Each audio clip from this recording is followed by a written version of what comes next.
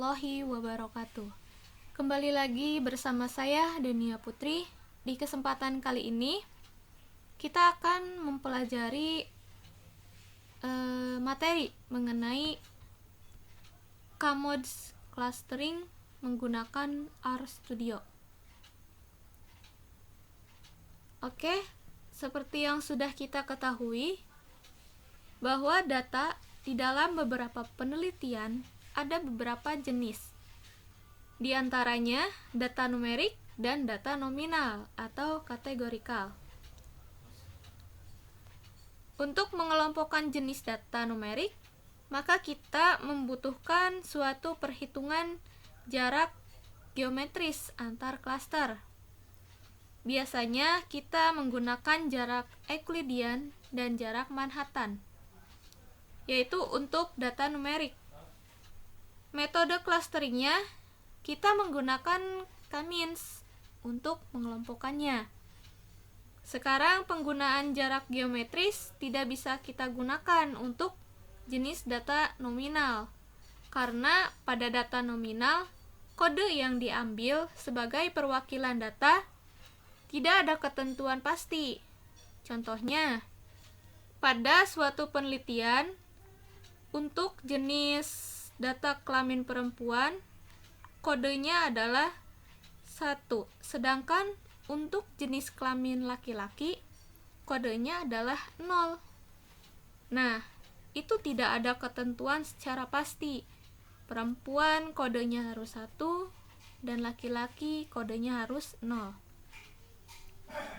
Bila perhitungan jarak antara perempuan dan laki-laki menggunakan jarak geometris, tentu tidak dapat dilakukan.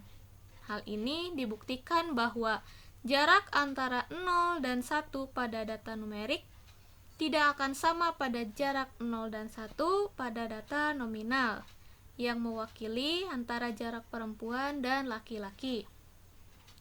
Oleh karena itu, di sini ada metode yang dapat kita gunakan untuk mengelompokkan jenis data nominal atau kategorikal. Metodenya adalah Kmods clustering. Nah, pada materi ini kita akan membahas metode Kmods clustering. Sebelum kita melakukan clustering, kita harus menginstal beberapa package. Di sini kita perlu menginstal 2 package. Yang pertama yaitu package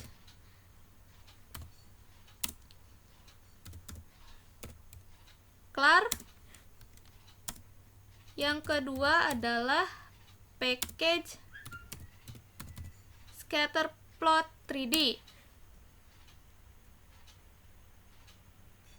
Nah, bagi teman-teman yang belum mendownload package-nya, silahkan download terlebih dahulu.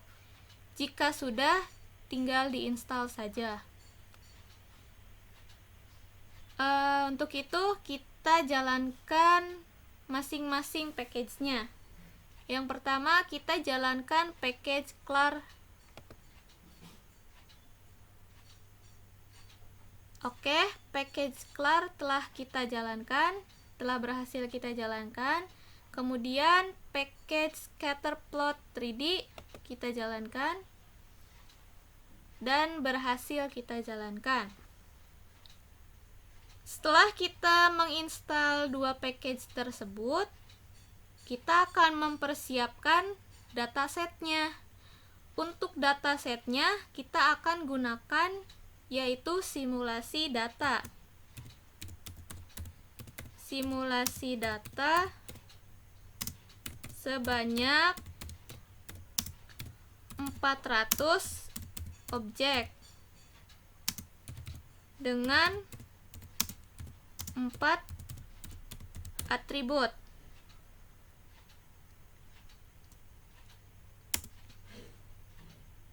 Nah, kita beri nama datanya dulu, yaitu misalkan saya beri nama data 14 sama dengan Nah, kita akan gabungkan data tersebut dari dua data jadi 200 200. Karena di sini membutuhkan 400 objek. Kemudian bentuknya adalah tabel. Di sini kita perlu data.frame. Karena kita bagi menjadi 200 200, kita perlu menggabungkan baris. Berarti kita perlu perintah rbin, yaitu untuk menggabungkan baris. Sehingga 200 200 digabungkan menjadi 400. Kemudian di sini bentuknya adalah matriks.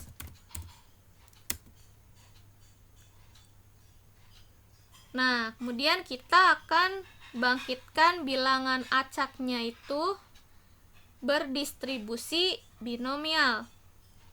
Maka perintahnya adalah rbinom atau binomial.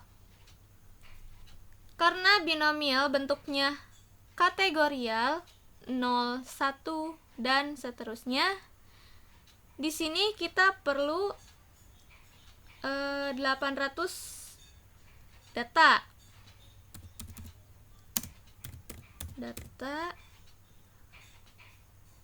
bilangan acak 800. Kemudian percobaan size-nya itu hanya misalkan 1, yang artinya memungkinkan 0, 1, atau 2. Kemudian probabilitas munculnya adalah 0,75. Nah, untuk probabilitas nilainya interval dari 0 sampai 1, kita akan susun dalam 4 atribut. Nah, kita kan memerlukan 4 atribut. Di sini jumlah kolomnya 4. 800. Berarti kita masukkan perintah ncol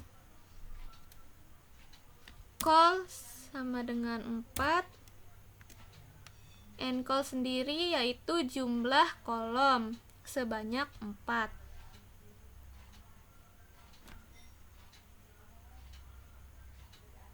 Kemudian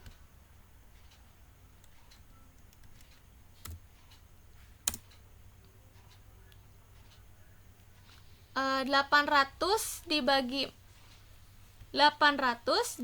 4 berarti jumlah barisnya 200. Nah, di sini kita kurang 200 data lagi. Lakukan hal yang sama pada perintah matriks ini. Tinggal kita masukkan matriks rbinom 800,1. Kita di sini 0,25. 0,25. Di sini harus ada komanya ya.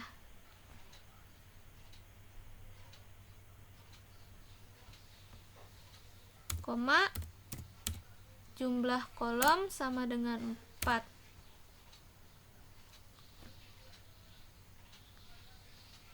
Coba kita jalankan.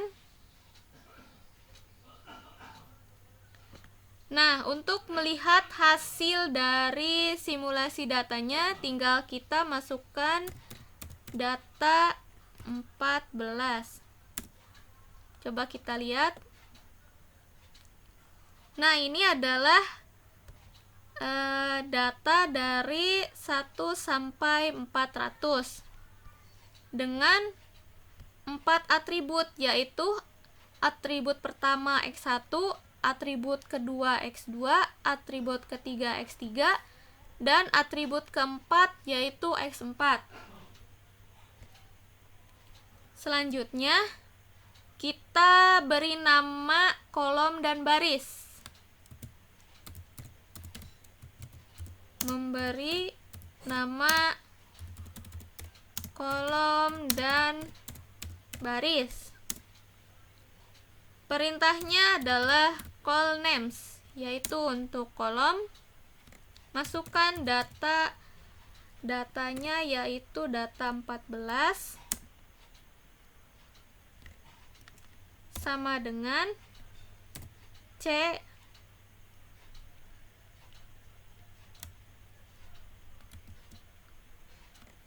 kita akan beri nama kolomnya, yaitu kolom pertama adalah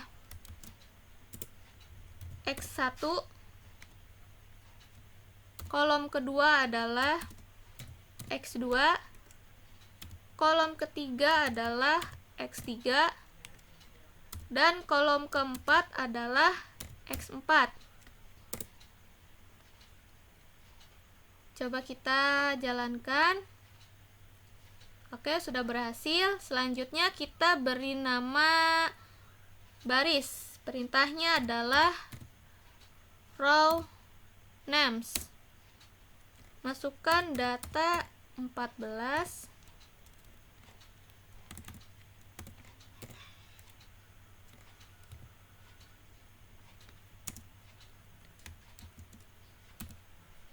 sama dengan paste 0. Di sini nama barisnya yaitu dari T1 dan seterusnya. Kita beri nama barisnya adalah T1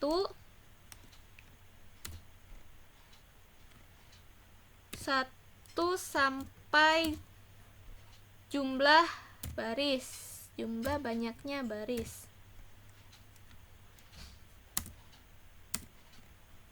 Datanya data 14.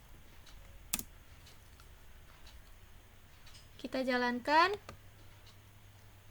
Untuk melihat nama kolom dan barisnya sudah berubah atau belum, tinggal kita masukkan data 14. Kita run.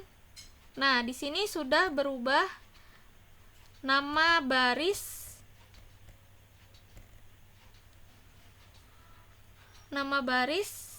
yaitu T1 pada baris ke-1,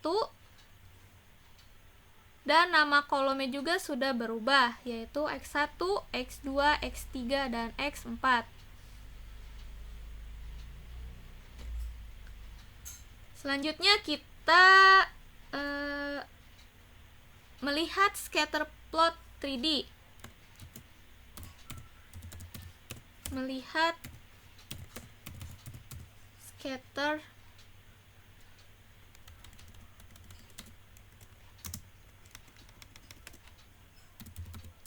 plot 3D. Kita masukkan perintah scatter plot 3D-nya, kemudian masukkan perintah jitter pada data ke-14 kolom X1. Lakukan hal yang sama, yaitu jitter data 14 $X2 jitter data 14 $3.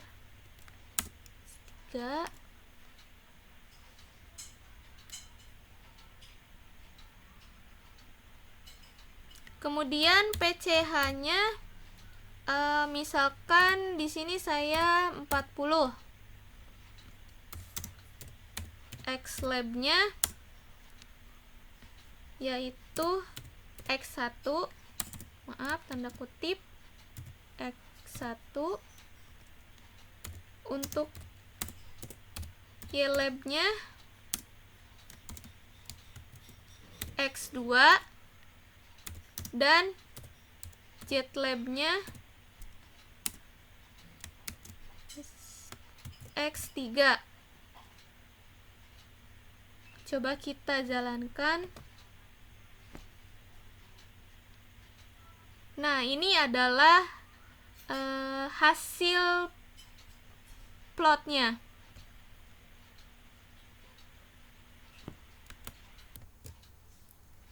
Jika kalian ingin memberikan warna pada plotnya, plot di sini, tinggal kalian masukkan perintah color,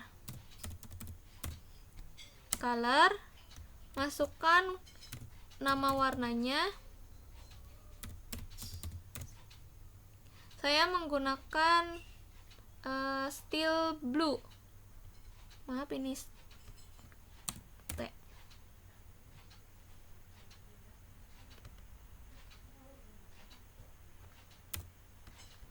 coba kita jalankan. Nah, di sini sudah berubah menjadi warna biru.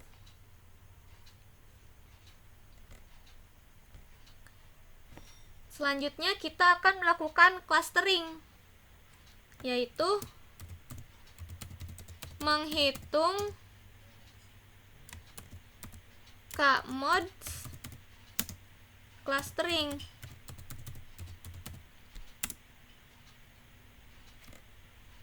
Kita beri nama hasil 14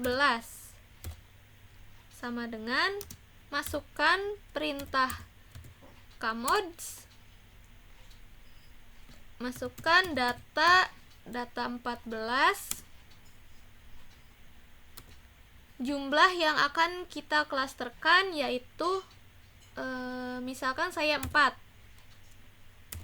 Iterasi maksimumnya atau batasan maksimumnya di sini saya 400.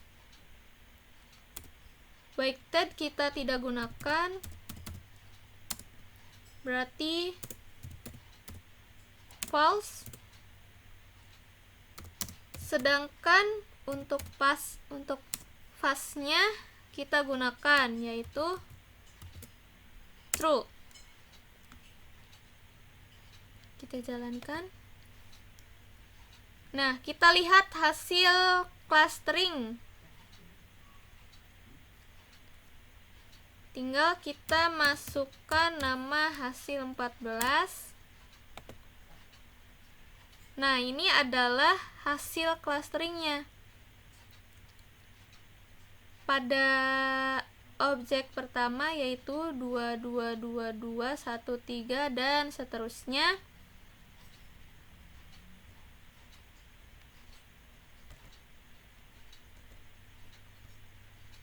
Dan ini adalah jumlah klasternya, yaitu 194, 97, 0, 0.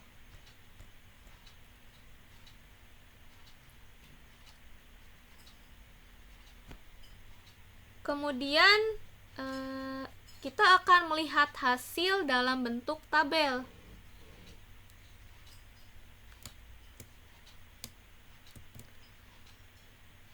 Clustering dalam bentuk tabel. Perintahnya kita beri nama hasil tabel 14 sama dengan cbin, yaitu untuk menggabungkan kolom. Masukkan data 14.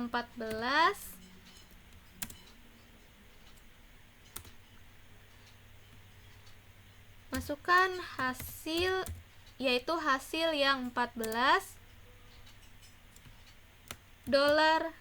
$cluster.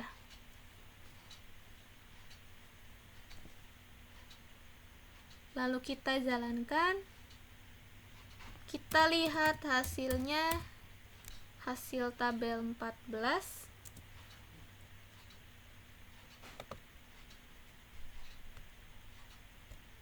Nah, ini adalah hasil clustering dalam bentuk tabel. Nah, bagaimana kita ingin melihat dalam bentuk data frame? Ya, tinggal kita masukkan perintah view, yaitu hasil tabel 14.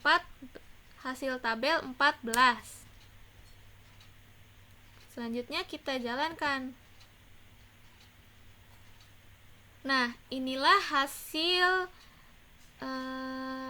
clustering dalam bentuk data frame, yaitu objek T11